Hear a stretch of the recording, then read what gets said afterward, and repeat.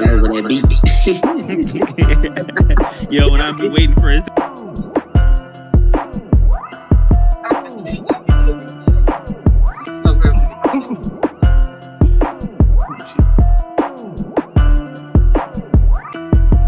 Oh well.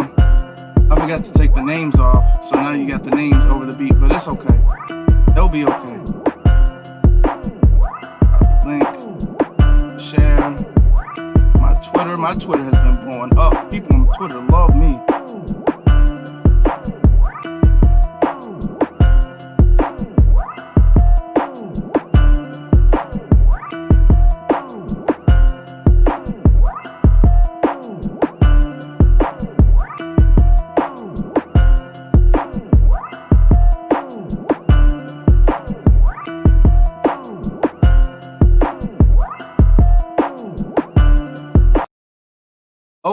Okay. Let's see. Audio. We are here. Can you guys probably could have heard the whole thing. Oh well. Anyway, they probably because I did 2 audios. This is gonna be a little bit less serious in the beginning. I did 2 audios because I was doing an audio test. So I muted one of the audios. And then I go up and see this audio bar moving, so they probably heard everything we were saying while the timer was going up. That's okay. We're laid back. I know we talk serious all the time, but we can joke around, and we are laid back sometimes. Sometimes, not all the time. Yeah. But we take this situation serious. Now, I'm just sending out a couple of links here, but we have our brother returning. We have brother Dylan. Dallas, he's coming back, and we have our brother Dalwih. He's back again too. What's good? So I'm gonna be starting off. Not starting off. I'm trying to do more video collabs. That's what I'm trying to do. Like reintroduce those into the channel. I know I've been doing my thing for a while. The last video collab I did was talking about Pan-Africanism, which is I thought was pretty well. Dylan was in that one too. So I'm going to try to do more video collabs. I'm going to try to have more returning guests and new guests too. Because there's a lot of subjects that I would like to discuss, but I would like to discuss with a variety of different people. So let me get started with saying the topic of tonight's video is going to be about Black people policing themselves. And I'm going to ask an open-ended question to the both of you after I specify what this topic is about. Now, for the quality of it, me and the guests have not really discussed this topic before. It's not like we were on here for an hour. We briefly went over this, so this is all fresh in our minds. None of this is rehearsed. But the way I see it, and the reason why I'm having this video, is because as Black people, as we're striving for freedom, as we're trying to create a nation where we are truly independent of the dominant society, we do have to understand that in order for us to do that, we're going to have to replace certain factions that are in our society that are controlled by the dominant society. And we've had multiple conversations about business too. However, in society, policing is also necessary. So I have nothing wrong with order and policing at all. My issue is the fact that we have race soldiers policing our society. We have the dominant society who comes from in their community, who don't care about our community, have racist tendencies, and can oppress people in our community. I'm making this because I personally believe that we need to, in order for us to be independent, we need to start policing ourselves, because policing is necessary, but it has to be coming from within, not outside sources policing us. So I'm gonna give a break real quick and let you guys touch on that before I start really getting into it. All right, brother Dylan, you want to go ahead first? Yeah. I thought this was a great subject. I do think, if us black folks, we come together and, we start making like our own cities and, our own state or whatever, obviously we're gonna need policing because that's, you're gonna need that anywhere. And I think that we should just start policing ourselves because, like obviously these pigs, these white supremacist devils, obviously they have no good for us. They are no good for us at all. So all we need to do is look out for each other, make sure, all of us are tight and all of us are good. And I I think if we could get like, like the gang members, if we could get the gang members to like police the neighborhood, that would be amazing. Yep, I agree that it's important that we do that because I've been a long time. I've always been saying that people should be policed by people who look like them, who know what their background is, who understand where they're coming from. You get somebody from some middle class white neighborhood coming into not even just like a majority black neighborhood, but like even a mixed neighborhood where there's a healthy amount of whites and blacks or any other ethnicity. It's not going to end well. It's just going to blow up. So it's especially important that in black neighborhoods we have black people policing us, because only we can understand our needs, truly understand our needs, and do right by us. Yeah, and it can't be no coon sellout nigga either, where he was born in the suburbs and he was raised around white people either. Yep, like you gotta have someone who understands the issues, can be fair to not just to the people they police, but to themselves too. And I think one of the problems that I think does come with that though is that like it's gonna be hard to have that with our current policing system. Like even if we were to do it as we are now, like have how neighborhoods have neighborhood watch, something similar to like that, we wouldn't have the power we need in that regard. But the problem is, we send officers into the way the police training, the police state is currently, they're just gonna come out as race soldiers for the other side. So it's necessary, but it's gonna be hard to do. Now, to touch on what you guys were saying about black people, like to touch on what both you guys were saying about policing people who look like you and who come from where you come from or whatnot, because white people, and this goes for all races of people really, but white people, they are very, very sensitive to non-white people, especially black people, trying to police them, trying to tell them what to do. They're incredibly hypersensitive to that. They don't accept. Now they will say, oh, I don't see race, blah blah blah, the police is the police. They don't have respect for black police officers. I showed you guys in a video, my last video or the video before last, where a white woman threw some water at a black cop, called her the N-word, and she just walked off and nobody said anything. White people are not accepting of non-white people policing them, telling them what to do. Black people, and this is the issue I have, even though unfortunately we do have crime, and a lot of the crime stems from the poverty, stems from the deprivation, the condition that black people have been forced into. But we have crime, and that does need to be dealt with, that does need to be handled. But what I don't like is when we have black people who were like, well, we need the police. Well, what about all this black on black crime? We need the police, don't we? I mean, I don't want to get shot walking down the street and everything like that. And they justify other people from outside of the community. That's the important part.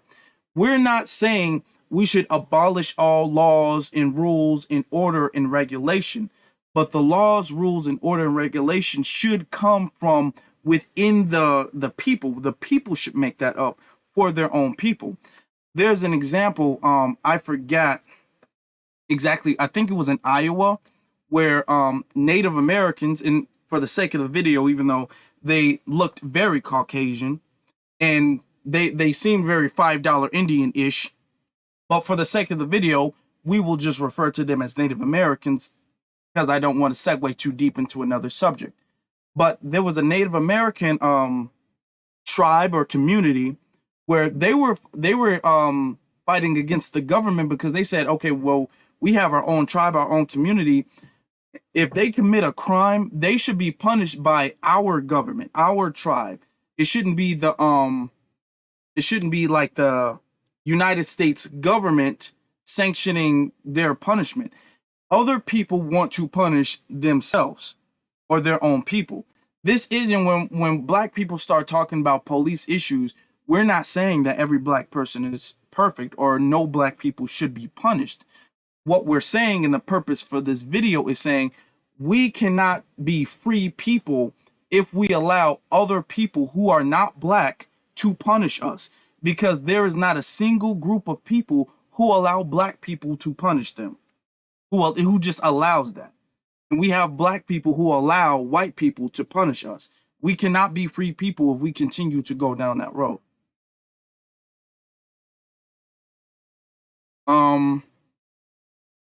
There was a case, I would say, this was in New York, Long Island, and this is, because self-policing isn't always about black people punishing other black people. This is about, to me, this is my opinion, to me, this is about black people, especially black men, stepping up as the leaders and protectors of the community to create safety within the community from inside issues, inside dangers, and outside dangers. There's a case that happened I think it was last year or the year before last, where a woman in New York City, Jessica something, I forgot what her name was. She was a single mother nurse in New York City, and she was getting harassed by white supremacist neighbors. They were saying racial slurs at her, putting feces on her yard, dead animals, all of that stuff. And she put it on social media. She's like, I think that these people might kill me. That's what I think. And a whole bunch of black men, and I'm not talking about like 2 or 3 black men. I'm talking about like 20, 30, 40 black men came, guarded her house like she was some type of royalty. They took shifts protecting her house. They didn't ask for any money. They didn't ask for any clout. They didn't know her personally. This was the community stepping up to protect, because policing should be about protecting and serving the people. Race soldiers policing is about upholding white supremacist law. Their job is not to protect and serve. If we want to police, our job should be people who are dedicated to the community, who want to protect and serve the community, who's not there just for a job or just for a paycheck. They're there for the benefit of the community. I'll let you guys say what you have to say on that as I read some of the comments. Yeah, I most definitely agree with that. I saw another story that also came out of New York City. It was a black woman. She was getting harassed by, white supremacists, and they was doing the same thing that you were saying. But the Crip gang, the neighborhood Crip gang that she was living in, was guarding her house, and they was protecting her house and making sure that she was good. So that's kind of why I came from. Like, if we could get the gangs, to police the neighborhood and make sure that everything is straight, that would be great. One thing that you said that I completely agree with is, it goes to just policing in the U.S. in general, which is because of what the police were before they were the police, is where this problem comes from. Is that in this country, policing ain't about protecting and serving. It's about upholding a status quo. It's about oppressing who they can. Police officers too are just trained to be like they're not human anymore. Like once they get that badge and that gun, they're not a part of the regular people anymore. You get what I mean? Especially if you especially not a part of the regular common folk when it comes to like black people. They just walk amongst us as if they're above us and that they're above everything we do. And to be honest, in a lot of ways, they are, because they have special laws that protect them from getting punished for the stupid stuff they do, the evil stuff they do. They get special privileges. Like you can't, in most states, you can't even sue a police officer for a crime unless they've already been successfully sued for that crime, which makes no sense. That makes zero sense. So yeah, here in this country, it's not about protect and serve, and they can't do it. It's not something they're trained to do. They were never trained to do it. Man, that's also where that privilege comes from too, where they could shoot a black man in his back, and he'll get off by saying, "I was afraid for my life," or "I thought he had a gun," or "I thought he had a weapon." That's privilege as well. Now, first off, you guys are making very good points. I want to touch on something. When we said the black men, I think you guys know that story. Dylan, you look like that story was familiar. The black man who went to the black woman's house to protect her, and then you brought up another story. I was watching this video, kind of like documentary, about how the Black Panther Party started. And the Black Panther Party started really as kind of like a self-policing type thing. It started as a self-policing / kind of like a self-defense type thing, whereas like, okay, you got white people coming into black neighborhoods and they're just terrorizing, doing anything they want to do, beating up kids, planting drugs, planting evidence on people. And this is back in the 60s. This is way before people had smartphones and can record the cops or cops being caught on camera. Cops were just getting away with mad stuff.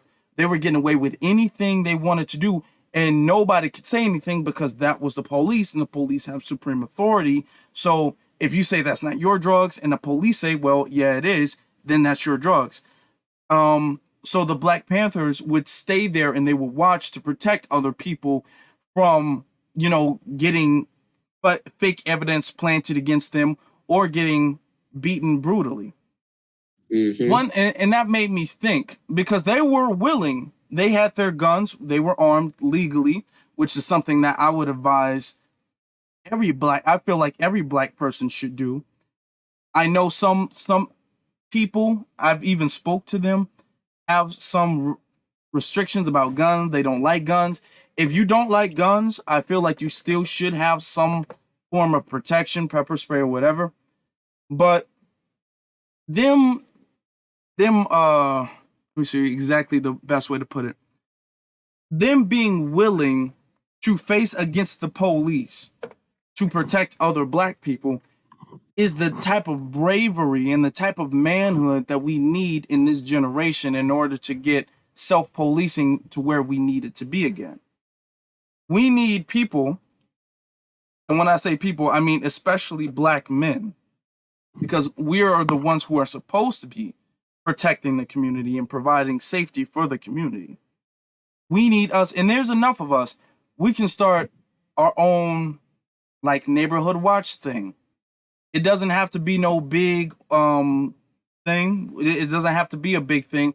It could just be started where we have some men who the community is familiar with, who go around and who the community can rely on. And other groups of other races of people have this too. When an issue comes up within the community, they really have like a few people they go to. I was watching this other video, and I know I seem like I'm rambling, but I'm actually getting to something. I was watching this video, and I think I was watching a couple videos where they were talking about how religions deal with certain issues, especially like back in the day and even modern days. How like you have some Jewish communities or you have some Muslim communities where if there's an issue within like the neighborhood or in the community, there's like 3 or 4 people that they go to with all of the issues. They go to select leaders with all of the issues, and those select leaders delegate how the issue will be resolved, delegate who will handle things, and they find out how the issue will be resolved. And then they have their own courts and they have their own judges. They have their own things. Black people don't have our own things. So what, in my opinion, what we need to do is we need brothers who are trained. We can't just be having people buy a weapon and go out there. We need people who are trained, who have some type of experience. Not saying they have to be a police or go from the military, but who are trained, who are dedicated and vetted by the community, who are trusted within the community, who can just start off small, just like doing some type of patrolling. People come to them with issues. They can be there to kind of get I don't want to say too much on YouTube. They can be there to kind of, their presence can de-escalate certain issues, certain problems, especially in Chicago when we have no sense of leadership, which is really where the gangs kind of left. That's really where the gangs went astray, is when they started arresting the gang leaders, and then it's just everybody going crazy. That's kind of because the gangs used to have structure. There was killing, of course, but gangs used to have structure. Then when the gang leaders, the big gang leaders who ran everything, who called the shots, they got arrested. Then everything kind of went haywire. Then everybody's like, okay, well, we're splitting off. Then we're not splitting off. Now I have an issue. I've always had an issue with you, but now that the leader's gone, now I'm going to take it out on you. This is why leaders are important in the community. And I feel like these people are the people who need to be policing our own community. Mm-hmm. I'm glad you said that, Jay, about, the leaders with gangs, because like with every other race of gangs, they have leaders. White people got leaders. Hispanics got leaders. We are like the only race of people when it comes to gangs that we don't have any leaders. And I feel like with other races of people, they kind of have leaders, that will guide them. We don't really have that. And that's where a lot of us men, the black men, we need to, put our heads together and just, be like, okay, we're going to lead our community and, we're going to, like you said, self-police and, make sure that everything is good. Basically, like I said, we can make our own government, to be honest with you. We can do that. We can, like I said, make our own city. We could do all this. We just gotta come together and, use our heads all together. And I think it can work great. And by the way, speaking of the Black Panther Party, I have a video about the Black Panther Party if y'all would want to go check that out on my channel. Thank you. Yeah, the link is in the description. Dylan's channel, the link is in the description. Now, somebody, Dalwih, if you want to speak, I'm sorry, but somebody raised a question saying Stacy Green asks, wasn't he doing a neighborhood watch in Chicago? I heard about neighborhood watches in Chicago. As far as Chicago, and this is coming from like firsthand experience, like actual experience in Chicago. A neighborhood watch is useful. That is useful to an extent. That the issue is in Chicago is the economics in Chicago. That's really the big issue. The segregation is crazy. The most segregated city in America, period. If you ask me, I honestly, by my research, have not seen another city as more segregated than Chicago. But the socioeconomics, the leaders, if we're going to talk about like the mafia TV shows or the mafia movies and everything like that, they were the leaders and they were so respected and feared, not just because they were powerful and they would kill you and they had a whole bunch of goons and stuff like that, but they controlled where the money was. They controlled the money, which controlled people's opportunity. So people are always listening to them. Nobody, and especially as black people, as black men, you're not going to be listened to. You're not going to be respected in the community as a leader if you can't control any money, if you don't have any power in your economics. So economics is really the core of the issue in Chicago. So if we're in neighborhood watches are important, and that can work, especially in like the Black Panther sense as far as watching the police. But to watch the police, if we get the economics together, we can set up our own cameras that can record things. We can set up different shifts. One of the issues why the Black Panther Party failed is because of the money, because of the economics. The Black Panther Party, they kind of ran out of money to a certain extent, which made it a lot easier for what's that one gay dude's name who was the FBI director? J. Edgar Hoover. J. Edgar Hoover. It made it really easy for him to infiltrate, and it made it really easy for him to do that. It was a lot of issues going on at that time. They did the best they could, but it's time for us to recognize their mistakes and move past that. We need the economics, but that can be a totally different video, how we get our economics together. But when it comes to leadership, we definitely need the economics, and we need community leaders. We need community people to step up. It's not like we're not at the stage where there's an actual official leader where we all address that person as the leader. Really, the code should be the leader, even though there should be small people who might give the shot callers. There are going to be shot callers of whatever block or whatever neighborhood or whatever place you have. There's going to be shot callers everywhere. However, the code should be the leader. I don't want to turn this into we thinking there should be a black leader. No, there shouldn't be a black leader. It should be the code. Now, when it comes to black people stepping up, there doesn't even necessarily need to be a leader for that. Like I said, with the instance of the black man in New York City, they didn't need a leader to say, okay, let's roll out like they're the Transformers, Autobots, let's transform and roll out. It was just black men who like, okay, I'm going. Are you going? He's going. He's going. And then they just left. That it doesn't really take that much effort. It doesn't take, okay, let's all vote on who's the leader and then we follow that. I think that's one of the biggest issues. We need leaders within the community, and leaders will be picked. You'll never have a group of people who are always together addressing issues and there not be somebody in charge. That's just naturally how humans work. But as far as, okay, the first thing we need to do is we need to sit down at a table and we all need to vote on who's the leader, because then it's, okay, well, why are you the leader? Why are you the leader? Why are you the leader? I feel personally, black people, if you are on code, you should be your own leader. You should be your own leader to an extent where you know what to do and you just go and do that. You don't need permission to do that. What we need leaders for is to help organize large things. That's what we need leaders for, to help the economics and to point people in the right direction. But we don't need leaders as if we're all sheep. We should all be soldiers. We should all be leaders within ourselves who already know what to do.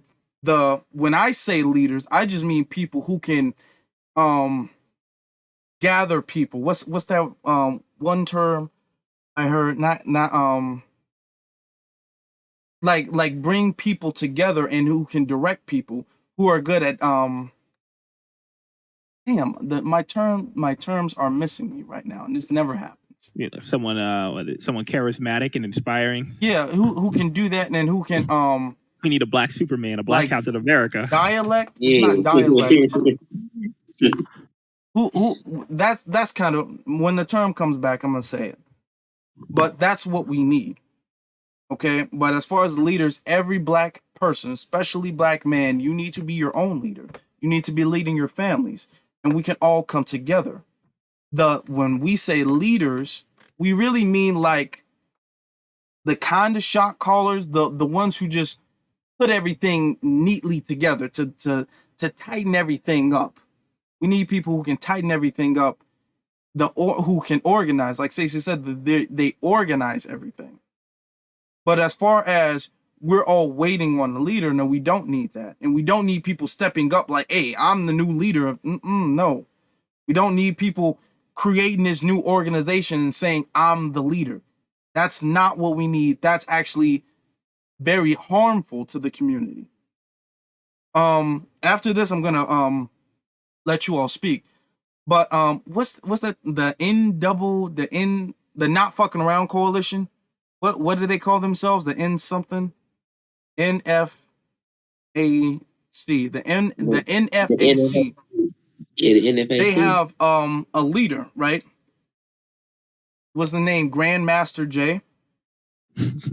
No, for real. His name is that's what he refers to himself as, Grandmaster J. The Grandmaster thing, like I hate to say this, and I don't mean this in a super like offensive way, but the Grandmaster thing kind of makes me think of how the KKK has the Grand Wizard. The Grand Wizard. Yeah. I don't. Yeah, he says he was a DJ or something like that. I don't know, but that stuff. And a lot of people who go into that think that, okay, this might be the new Black Panther thing. That's not the direction you go in. That's not the direction you go in. If you want to start like a militia or something like that to protect the community from the Proud Boys, from race soldiers, from this, from that, from this, you just need the code to lead. You just need the agenda to lead you. You don't need because the Proud Boys, somewhat they claim they have a leader, but they really don't have a leader. You have Proud Boys here, you have Proud Boys there, you have Proud Boys there. You have people who might organize the event or the plan, who might plan things out, but they're not the leader. The agenda is the leader. There's no leader of white supremacy. The agenda, white power, quote unquote, is the leader. That's why the Grandmaster J stuff is never going to work, because Grandmaster J can be compromised if he's not already compromised. Grandmaster J can be compromised, and there goes everybody else. That's why if you wanted to start something like that, you would just need a bunch of people in the same direction. We can't have, when we say we need leaders, yes, we do, but let's be clear what type of leadership is needed in a Black community. That Grandmaster J, NFAC, that stuff is not it. That stuff's not it, and it's actually very detrimental. I agree, and I think really at the heart of what you're like, to summarize what you're saying, is we don't really need an organization. We're not trying. We need a movement, kind of, because you don't need we're not looking for a face. We're not looking for like say like the next leader of our community or anything like that, because it's at the point where, I mean, this is a big country. There's a lot of people in it, first off. Secondly, something like a movement, like you mentioned, it's harder to corrupt a movement than it is to corrupt an organization. You knock off the head of the organization, it's like a domino effect. There goes your organization. It's gone. It's compromised. It's over. A movement, it's a lot harder to do that with. A movement can inspire and reach in ways that an organization can't. Not to mention, with any organization, it doesn't matter what if like we could have an organization that is 100% on code. It's all about Black empowerment, empowering Black people, because it's an organization, and organizations, of course, need some level of control and funds. People are inherently going to distrust it right off the bat. Even people, our own brothers and sisters, are going to distrust an organization right off the bat like that. They're going to act like it's some sort of, what's the word, hive mind, I guess is what I'm thinking of, that assimilates you in. Like, they're not going to do for you what they say they're going to do for you. They're just trying to pinch pennies. And it's just going to end up falling back. The organization falls short.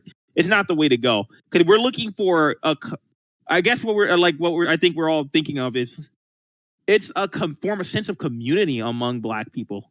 But it's also a form of independence within that community, where we help each other thrive on our own by coming together, if that makes any sense. Yeah, I most definitely agree with that. Like Fred Hampton said, he has said you can kill a revolution there, but you can't kill a revolution. Like, if it's more of a movement that, because like you said, if they kill the leader of the organization, or the leader of the organization goes to prison, it's going to drop like dominoes. It's a domino effect that's going to happen. So, as with a movement, you can really, it's um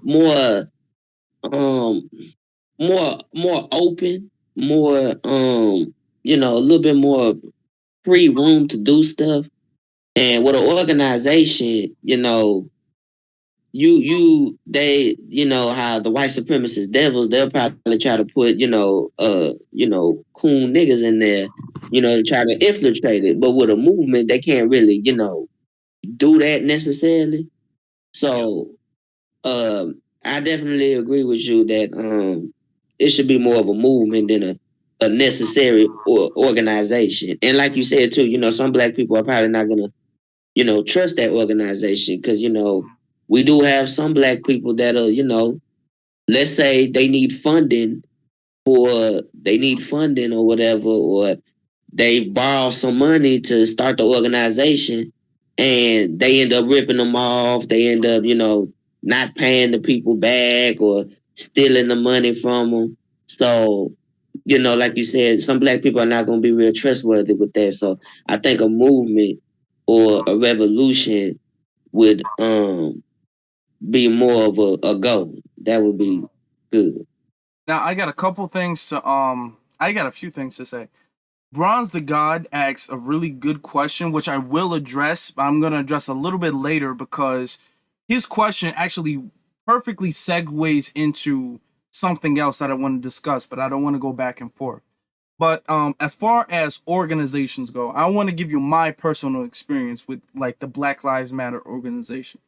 When it first started trending, when it first started coming out and everything, I thought that it was genius. I'm like, this is exactly what we needed, some type of structure, some direction. We have a specific target to go to about the police. We're addressing the police's brutality. The hashtag is easy to remember. It's kind of catchy. And I'm like, cool. I have Black Lives Matter shirts and everything. Then, because of the fact that there are leaders or whatnot of the Black Lives Matter like corporation organization, they can be compromised. Leaders can be compromised if not killed, which is what they try to do. They couldn't compromise Malcolm X, so they had to kill him. They couldn't compromise, or they saw how Martin Luther King was going, so they had to kill him. If they can't compromise you, they'll attempt to kill you. But and I believe that they were probably always compromised. But leaders can be compromised, and then they can start shifting the direction after they build a following. So I was one of the people who are following them on like Instagram and whatnot, and then I started to see the direction that they were going in was not the direction that they initially advertised. When I started to see them like, oh, you don't support Black Lives Matter until you support gay people. What? What? Like they were literally saying that. I'm like, what does you being gay have to do with the police? That has nothing. And then they were like, you can't support Black Lives Matter until you support women's rights. What is this about? This is not going in the. I swear this was, and it made me completely drop it because I'm all like, this is not the direction that you guys had said. You guys built this off of police brutality. Then the organization got completely compromised. Now you're shifting the direction of this organization, which is why there shouldn't be leaders who can change the direction of certain things. It should be the agenda. Mm-hmm. That's what they need. Now, yeah. There's something else I want to bring. I just want to show this video. I don't know if you guys have seen it. You guys won't be able to see it on my screen, but I'm going to show the audience. You guys can hear the audio of it though. This was a video. Fair use YouTube, fair use. Not many good news stories begin in such a bad news way. It ain't that the thing in Louisiana? Yeah. Over the course of 3 days, I think I know what you're talking about. 3 students arrested for fighting. Massive police response to But strangely, there hasn't been another incident since. Perhaps in part because of this most unusual crisis intervention team. Nobody here has a degree in school counseling. No majors in criminal justice. No. Your qualifications are? We're dads. We decided the best people who can take care of our kids are who? For us. What we do. So Michael Lafitte started Dads on Duty. We're out doing what we do for our babies. A group of about 40 Southwood dads who now hang out at the school in shifts. Let's go. Today, any negative energy that enters the building has to run a gauntlet of good parenting. What's going on, buddy? You moving fast. I like that horse. Now, I'm not going to play the whole video, but you guys here's my point in showing you this video. It doesn't take a lot. It really doesn't take a lot. It only took one person to reach out to somebody else who has the same agenda. It only takes one person with the plan to reach out to somebody else who's willing to act on that plan. Like, hey, I want to do this. Do you know somebody else who's down for this? And it's a bunch of dads who like, okay, we're down for it. It's not a bunch of, okay, this is the organization name. I am the leader. I'm going to be like, no, this was really about black people who are like, even though he started it, he's not saying I am the leader. I am the president of this corporation or whatnot. And in order to be dads on duty now in the video, he states, I want this to be a national thing. It's not like in order to be dads on duty, you have to register like Grandmaster Jay, even though he's compromised. He's an informant. Grandmaster Jay was talking about register your ID and everything. That's not what it's about. It's about, hey, I got this plan and I'm bringing along everybody who wants to go along with this. Everybody followed the agenda. Even though there was a leader in that example, he was the organizer. He was the organizer of the idea. They don't answer to him. He just started it. That's kind of what it is. He just started the wheel, and then the wheel kept going. You know what I'm saying? So when we say leaders, we mean somebody who will take the initiative to start something. We don't mean everybody, you have to answer to me all the time, and I am the Grandmaster J of the Not Fucking Around Coalition. That's not what we're talking about. Okay. Now, to address Bronze the God's issue, let me scroll back up because I'm on two different screens. What he said. Did you hear about the entire town in Washington that's ran by Proud Boys, the police chief, the mayor, and the city council, all Proud Boys? I'm gonna let you guys speak on that. I just read Bron's question. Yes, I actually did hear about it. I'm glad you brought it up. So you guys can speak on you hearing about the entire town of Washington being ran by Proud Boys. Wait, the entire town was? I didn't hear about that. He's saying the entire town in Washington that is ran by Proud Boys, the police chief, the city, the police chief and the city council, all Proud Boys. That right there proves that us black people can have our own town there. That right there proves that we can have our own government. That right there proves that we can have our own police to self-police our neighborhoods. That right there proves that our senators and juries and judges and, you know, all that, we can do that ourselves. We don't need black people going to these courtrooms and the jury is 99% white and then you got that one token Negro in there. No. Like you said, we could punish ourselves, like if it so calls for it. Like these people, when the crack epidemic happened, and you know they started, you know, bringing all kinds of black men to prison, right?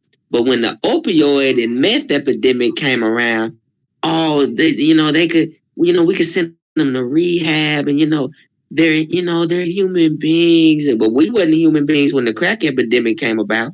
So if we was able to, like I said, police our neighborhoods, then we wouldn't have harsh punishments like that towards black people because we understand, where the crack epidemic came from and, all that. So like you said, since they have a whole town in Washington or wherever, with Proud Boys, with the police, the senator, chief, whatever, then we can do that with ourselves. Or the Native Americans, how they doing in Iowa, where they doing their own thing. we can do our own thing.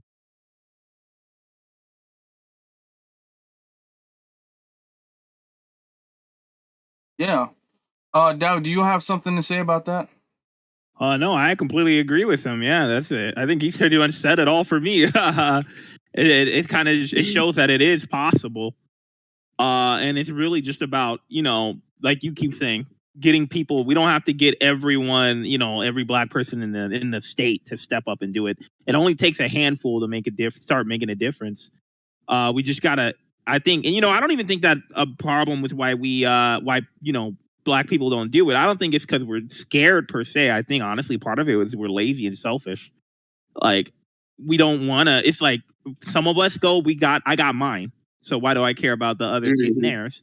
And then so for some of us, it's like, I think actually, I'm gonna take back the lazy part is still a big part of it, but I actually want to swap that out to say it's more like a form of despair because, one thing that's worse than death is oppression. And we've been oppressed for so long that the idea that it's possible to make it better just doesn't come to people's mind.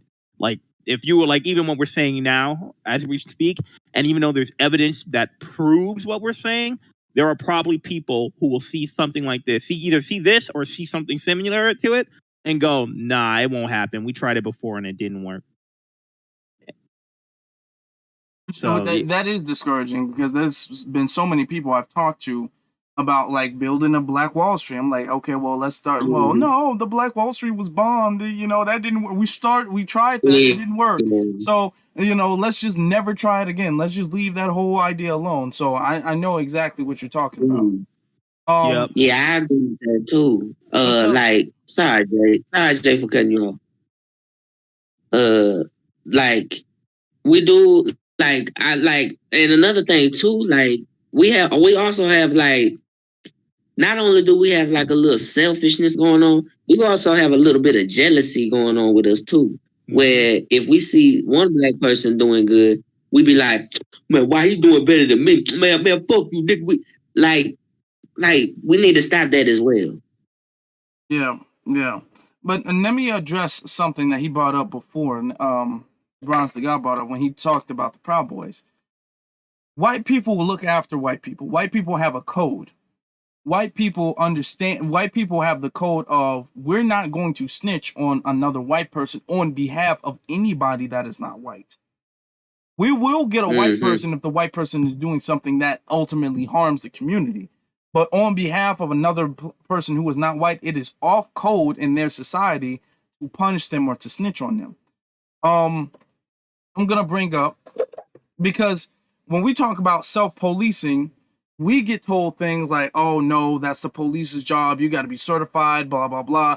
We come up with all these excuses. The thing is, white people don't accept those excuses. The same people who be backing up, oh, you can't be a vigilante. You got to respect the police, respect the badge. They support vigilance. Blue lives matter. Blue lives matter. They tell you blue lives matter. Let me, because we're talking about black people taking the initiative and taking things into their own hands. White people have always done this. We bring up different cases with Kyle Rittenhouse, right? Kyle Rittenhouse, it was 17 at the time when he did what he did. He was not a police officer. He's not like a deputy.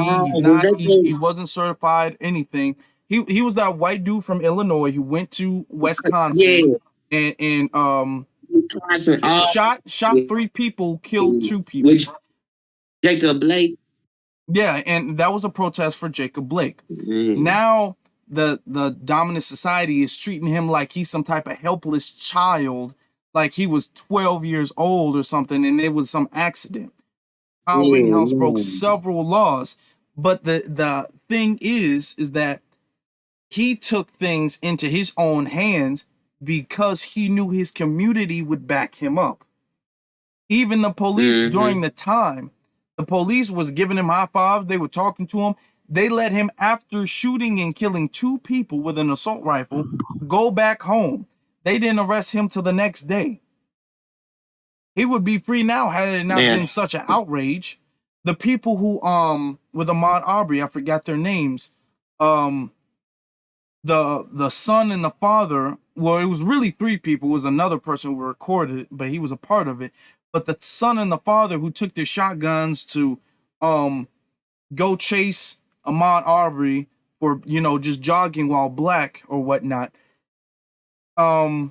they were supported by the community. How were they supported by the community? Because the community knew what happened and they didn't say anything. They would probably not even be arrested now had that video not leaked and it went viral. That's the only reason people know about it, is because there is a video. Had there been no video, they would have completely gotten away with it, because they took the initiative because they knew for a fact that their community would back them up. See, we really have to understand, just like George Zimmerman, somebody bought that, who bought that at Bronze of the Gods, George Zimmerman. None of these people are certified. None of these people were cops. None of these people, these were average people just with guns. These were normal people just with guns.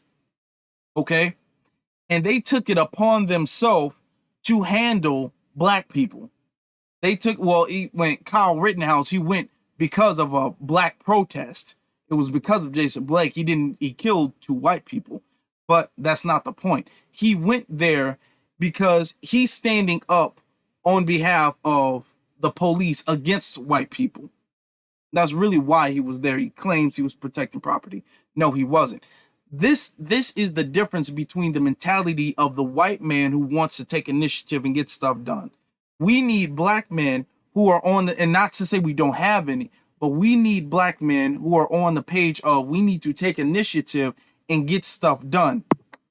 Because we have white men who are literally grab shotguns and go handle something. Now they do that because they know for a fact they do have backup. Black men, we don't have backup. You as a black man do any vigilante type shit, you're getting a book thrown at you. Kyle Rittenhouse did some vigilante shit and killed 2 people, and now they're saying don't call the people he killed victims because that's too hard of a word, or that's too heavy of a word to call the people he murdered victims. So white men do that and they know they have backup. But the thing is, black people don't. But that still should not stop us from taking the initiative. That's to me the main focus of this video, is black men taking the initiative to protect the community. Now, of course, I'm not saying they took the initiative to protect anything. They were clearly racially profiling black people. That's really what it was. And Kyle Rittenhouse, trigger hungry ass, he just went to a protest because he wanted to harass and murder black people. That's really what it is. They're not protecting their community at all. But I'm saying for us, that's what we need to be on. I most definitely agree with that. Like you're saying about Kyle Rittenhouse, whatever his name is, like, he is the same age as me now. Now, just imagine me last year, I went to some type of Proud Boys protest and was defending my community. They would have threw the book at me. Yeah. I would have got the death sentence. This Texas, I would have got the death sentence. Imagine if you would have went to a pro-Trump protest or something like that.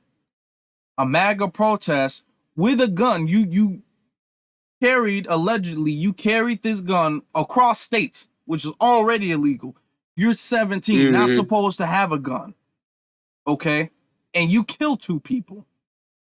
They wouldn't be sitting up there letting you break your bond, letting you take pictures with Proud Boys and saying that's calling these people a victim is too heavy of a word. They're treating him like a baby. They wouldn't treat you like that. This is why they would have treated me like people, we really need to get serious about this stuff. We really need to get serious about this stuff. And the reason why you have Kyle Rittenhouses and stuff like that is because there's not a punishment mechanism. There's not a punishment mechanism set in place for people who come into our community and harm people within our community. Now, what I have an issue with is we have gangs who, if you're a rival gang and you harm somebody from my gang, let's say you're gang 1, I'm gang 2 or whatever, and gang 1 harms gang 2 is going to retaliate and get gang 1. eventually. It might take years, but you will eventually get that clapback from Gang 2. Because they won't let that go. Unless somebody like completely settles it, which a lot of times doesn't happen. But we have white people who do that, and we don't have that clapback from black people. Right? Mm-hmm. Like, for instance, George Zimmerman. George Zimmerman racially profiled Trayvon Martin and killed him. He didn't defend himself. You can't defend yourself chasing somebody. You can't defend yourself if the police told you to leave him alone and you didn't. You followed him with a gun. They got into a fight, and because he was a black person, it's okay with killing him. And nothing happened to him. I got to be very careful with what I'm about to say, but I'm being very serious. We need, especially when it comes to people coming into our community, we need them to be punished the same way they would want to punish us if one of us came in their community and pulled a white version of Trayvon Martin. They wouldn't tolerate that at all. And this even goes for the police. There is no way in hell they would have tolerated, the dominant society would have tolerated a white version of Tamir Rice, where a black cop just pulls up on a white 12-year-old and shoots him dead. Just cold-bloodedly shoots him dead. Now he's a police officer at another station. White people wouldn't accept that. White people want blood for their blood.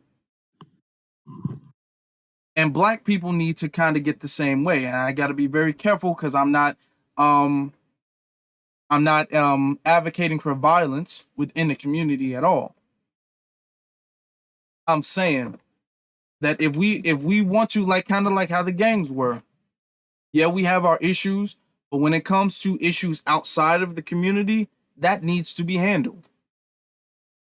We can't let people not, because this Kyle Rittenhouse, those two people who murdered Ahmaud Arbery, those people saw Trayvon Martin, they saw George Zimmerman, and they saw how he got away with it.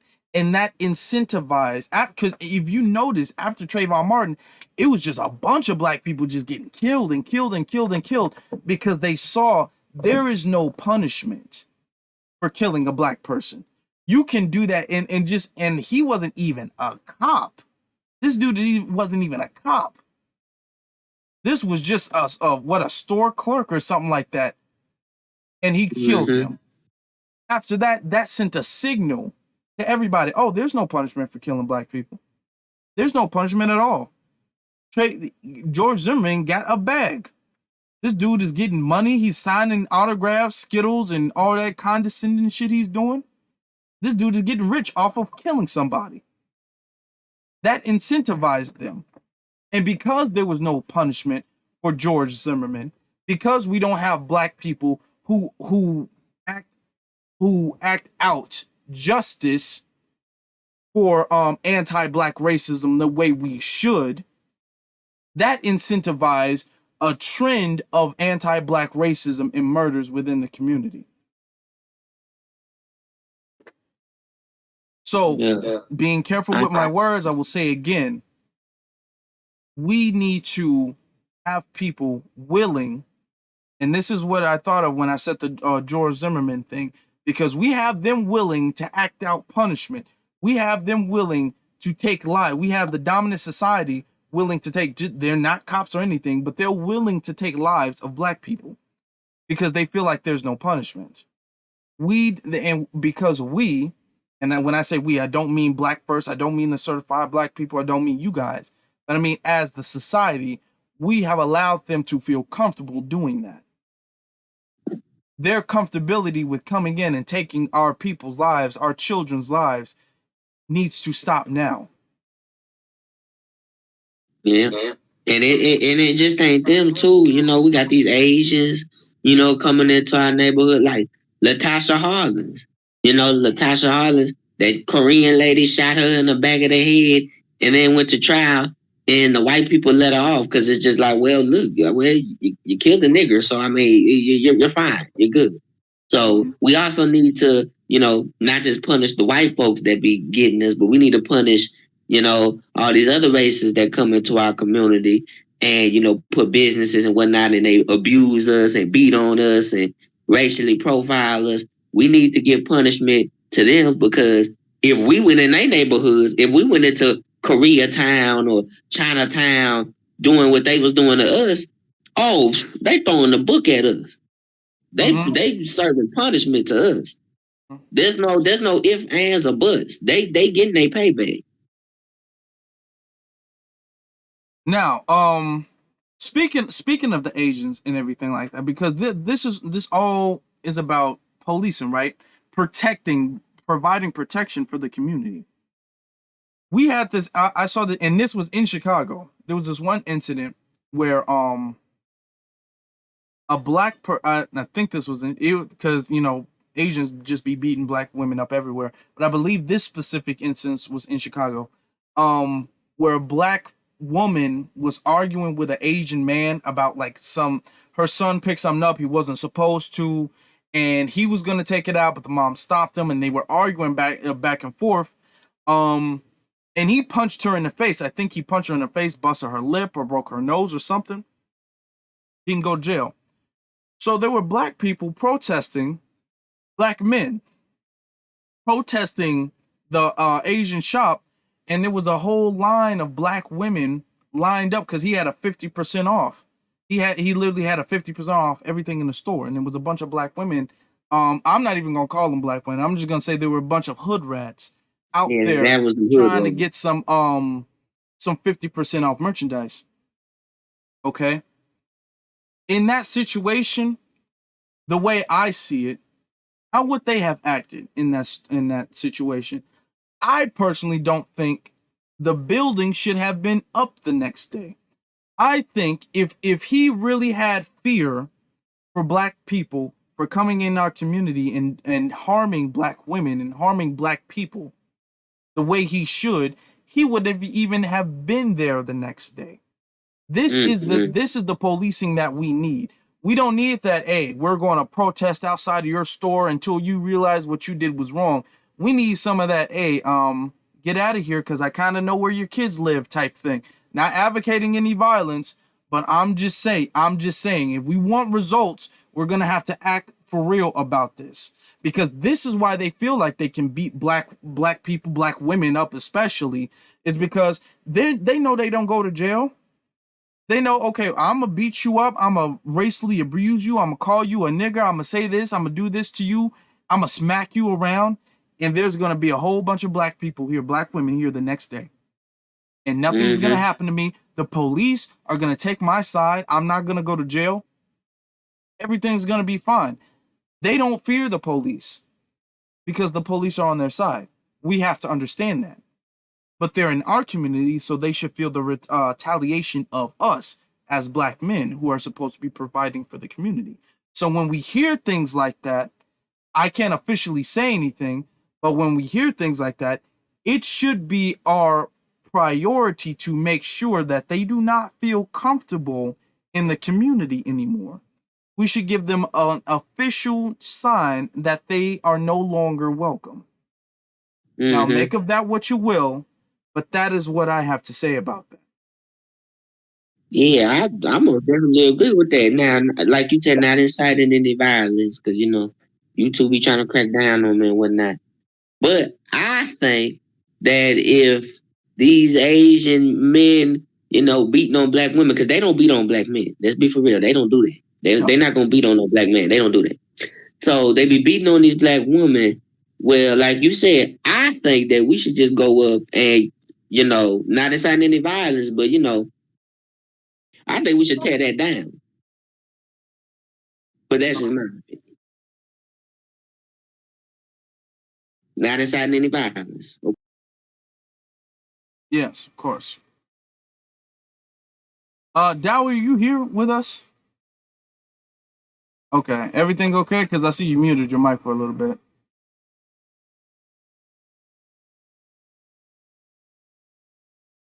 I'm gonna we've been on, let me see exactly how long we've been on. Because we've been on here for a little bit. We've been on here for a good minute now, so I'm not good because I have some things I need to take care of very soon too, and we've been on here for over an hour. And we might, because there's still some stuff we need to talk about. We might have to do a part two, but I really needed to get this out here because I feel like we want to be independent. That's really what it is. That's how we get freedom. We don't get freedom through, okay, we're all cool. You like me, I like you. We're holding hands, kumbaya. We get freedom from, you can't mess with me because you know there's going to be consequences, and I'm not going to mess with you. Where I'm over here, I'm equal in my space. You're over here, you're doing what you do in your space. Okay? That's what direction we were in before, until we started to go in the integration direction.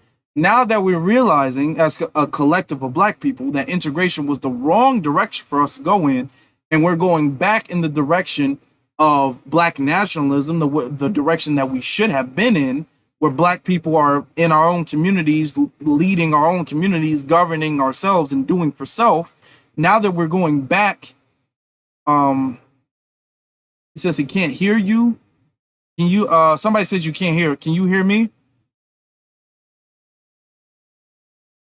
Okay, if you can't, my thing is going up, so I think he can hear me. But now that we're doing for self, we need to start talking about how we do for self, and that's why I wanted to introduce this topic of policing. We need policing to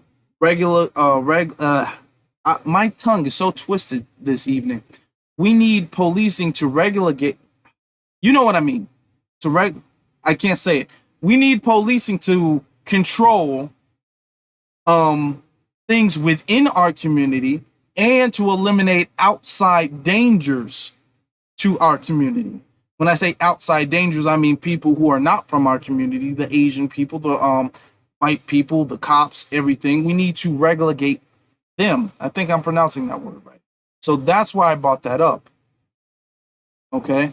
And it all starts with a few people saying, "Hey, I got this plan. Are you down with the plan? Okay, cool. This isn't no ego thing. I'm not going to put on a damn crown and say I am the king of Black Chicago. I'm not doing that. Nobody, this is not none of that. The best way to do it is to kind of stay away from that. When somebody be like, "Are you the leader? Are you the leader of this?" Well, nope, not really. We're just all some group of black men who are just doing what we're supposed to do. Because the leaders is the issue. Now, when we start self-policing, when we start applying that, there will be people who put forth the initiative. There will be people who organize that. But it is important to realize that those people are not the damn kings and queens of whatever organization. Organizations don't work for the black community. We just need the code. That's all we need. We need somebody to initiate. We need initiators, but we don't need organizations. So anytime, and this is a note for all of the audience watching, anytime you hear somebody talking about, "Oh, well, I'm creating this new organization." I even have an issue with the new Black Panther Party or whatnot, because they're going in the direction that the old Black Panther Party messed up in. The new, all these organizations, if you're on code, you know what you're supposed to be doing. You can group up, in which you should, to solve issues, but we're labeling ourselves this, and this is the agenda here, and I am the commander, grand wizard, chief, captain, emperor, and this is no, we're not. No, that stuff is not going to work. That stuff is actually going to set us back. So I will let you two have your final says before I wrap it up.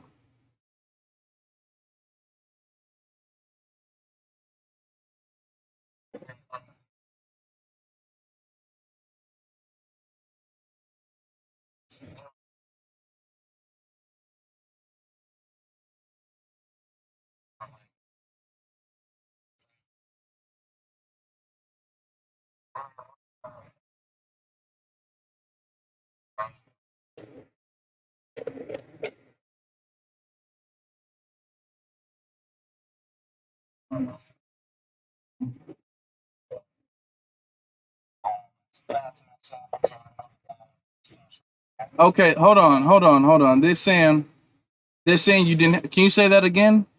Bronze, the guy said you didn't have any sound. They couldn't hear you. Can you hear him now? Can y'all hear me? Okay, say what you were saying again, because I think they can hear you now. Okay. I was saying that you know, like us black people, we just need to come together. We don't really need any like big time leaders or any organization. We just need our minds, our spirit, and a movement. That's all we really need to, you know, make sure we all successful and make sure we all good. But y'all subscribe to my channel, Dallas Dilly. Jay will leave the description below. I have very good videos. I got some real big videos coming up pretty soon. More collaborations on my channel. My channel's getting bigger by the day. Thanks to Jay and other people. So I want to say thank all y'all. I love all y'all. And yeah. Yeah, check our young brother out. You know, he's a young soldier out here trying to do the best he can for his people. You know. So his video, the channel, the link is in the description below. So I already have that, so you guys can go check that out. Dalwih, any last words from you, brother? So yeah, I'm down for a part 2 as well. It's important, and honestly, it was a great conversation and it was kind of fun. I feel like we really hit the nail on the head with a lot of these issues that we have, especially I think when it comes to a movement versus an organization. And I think people need to realize that when it comes to the organizations we have out there, you know, they might, sure, their heart could be in the right, even if their heart is in the right place. And let's say, hypothetically speaking, none of them are compromised whatsoever. In the early days of the Black Lives Matter movement, which I think is when they were at their purest, let's not pretend there weren't, you know, we had knuckleheads running around under the name of Black Lives Matter doing all sorts of crazy, stupid stuff that honestly hurt not just the organization, but any pro-Black movement and or organization. Because what do they see? They see people acting like clowns, or really animals, to be honest. Going on stage, jamming mics in people's faces in public settings and stuff like that. It just hurts. I think it just hurts. So I think people need to realize that joining an organization only goes so far. And to be honest, most people are, what did Kendrick say about it? Overnight activists. I think he said in Family Ties. Yeah, overnight activists. That's what they are, you know. Like Jay, you're always mentioning about when the riots broke out. You have people out there marching and protesting, and then they went home and slept. And then after that, that was the last time they probably thought about any of that, other than what they see on the news. So yeah, I think the idea of thinking of it as a movement that starts with your community. And, you know, just maybe your neighbor, or someone down the street, your teacher, somebody who owns a Black business near you, maybe somebody you know at the store, a friend, something like that, and binding together, coming together over, like in the video you showed, they were fathers coming together to protect all their kids. It doesn't have to be something specific, that specific instance. It doesn't have to be over kids, but, you know, maybe you got a Black business. So, you know, someone who owns a Black business, help him out, you know, advertise for him. Maybe you could do something as little that's mutually beneficial as putting in an application. Maybe you want to work for him. So yeah, I think we really hit we nailed the problem. I think we really boiled it down very well. And part 2, I really can't wait to see where we go with part 2, because there's a lot that we haven't talked about yet that I can't wait to get into. Mm-hmm. Mm-hmm. Yeah, this was really good. First off, I wanna thank all of the audience. I want to thank you guys for being here with me. I want to thank everybody here. We reached over 500 subscribers. Definitely shout out to hold on for a second.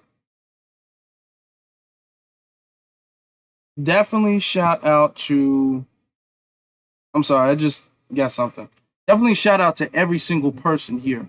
Definitely shout out to all of you guys who watched and subscribed. Please leave a like too. Shout out to my guest. Shout out to Dylan.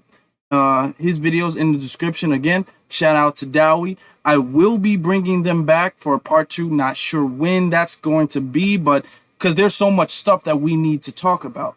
But the theme, and I feel like we all set this up, is it's not about an organization. It's not about we got to get some corporate thing and we got to create a logo and we got to do this and that. It's about, hey, we see a problem and we're taking the initiative and leading by example. And that will get people to follow. When the Black Panther Party started, Huey Newton and Bobby Seale, they didn't create a logo and then start passing out flyers and then gather people around and say, okay, if we want to start the Black Panther Party, we're going to need 100 people to join. It was something like they started it and like, okay, people will lead. As we're leading, it will grow, because human beings follow by example. That's how we lead. That's how the dads on duty thing started. And that's probably going to grow. That whole thing's probably is in that one school, but it's probably going to be much bigger in the future, because they set the example. They started the trend by taking the initiative. So we touched on a lot of good topics. I think we touched on a lot of good topics, and I'll definitely be looking forward to part 2 when I set that up. I want to thank you guys. You can follow me on my social media at J_Elite10 on Twitter and Instagram. So you can follow me on Twitter and Instagram. You can subscribe to the channel if you guys have not subscribed. Come back next week. I'm doing 2 videos each week again. Now that my schedule's kind of changing up, I might have to, when my schedule changes, I'll let you guys know. But 2 videos every week to the best of my ability. Thank you guys for watching. Y'all stay safe.